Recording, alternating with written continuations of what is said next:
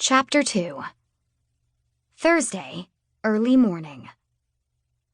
Early Thursday morning, Doreen sat outside on the steps of her rear deck with a fresh cup of coffee. She looked across the huge expanse of her garden, loving it, yet at the same time hating parts of it. She had a lot of work to be done here, and never quite seemed to get there. Since she'd arrived in Kelowna, after being replaced with younger arm candy, her world was not the same. She chuckled. It was, in fact, much, much better. She couldn't believe how much more real it was, and how much more validated and useful she felt. She was doing something with her life now. Maybe not everybody was happy with what she now did. Lovely Corporal Mac Moreau, the detective she loved to spend time with, made her feel like she was more than a pain in his arse. At the same time, though, he liked her enough to give her cooking lessons. She smiled at the thought of their last discussion. She'd basically told him that she had some information about a gun somebody had handed over, and then made it clear she wouldn't even talk to Mac for the rest of the day. The last few weeks had been brutal. She needed a day off for herself. Even a partial day off would do. Today, she didn't plan to do much besides have tea, rest, and get another 10 hours of sleep like she did last night. She felt completely renewed and reinvigorated after her wonderful night. She'd settled into the house finally. It still needed a lot of attention, but the antiques, the furniture, the books, and the paintings were gone.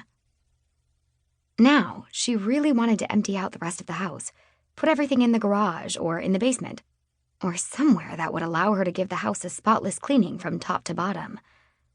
She wanted to make sure she got all the corners, nooks, and crannies. She wanted everything found, sorted, tossed, or wiped down.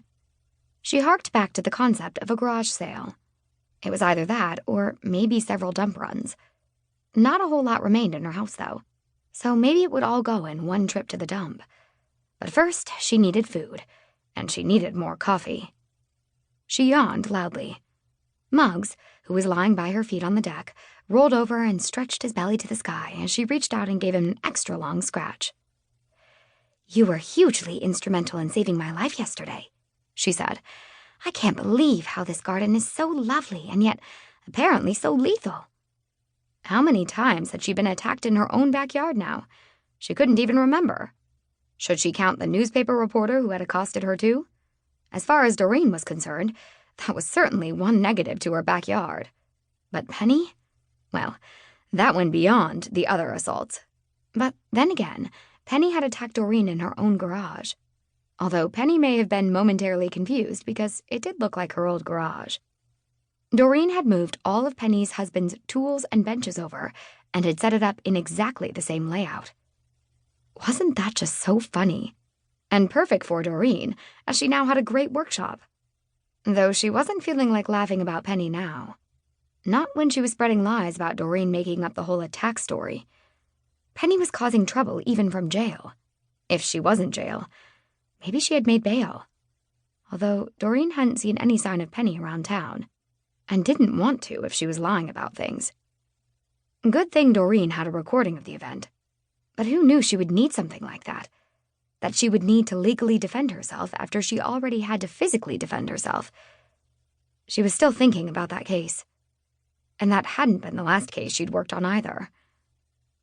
Doreen still gave Muggs attention when Goliath, her adopted Maine Coon cat, walked across the deck and jumped on her shoulders. He meowed in her ear, his head rubbing along her hair. She put down her coffee cup and reached up so she could scratch his ears and rub Muggs's belly at the same time. "You were just as helpful, too," she said. "I owe you guys big time." Just then, a squawk came right beside her. "Thaddeus is here! Thaddeus is here!" She chuckled and twisted her head ever so slightly so she could see the big African gray parrot she'd inherited from her grandmother, along with the house and Goliath. "Thaddeus," she said, "you'll have to wait a minute. These guys need some attention, too." The bird turned his head and gave her a glaring look. "Thaddeus is here! Thaddeus is here!" Doreen sighed and had to stop rubbing Muggs's belly in order to gently stroke Thaddeus's chest feathers. "And you're awesome, Thaddeus," she said with a smile. Then she laughed. How many times had they saved her life already?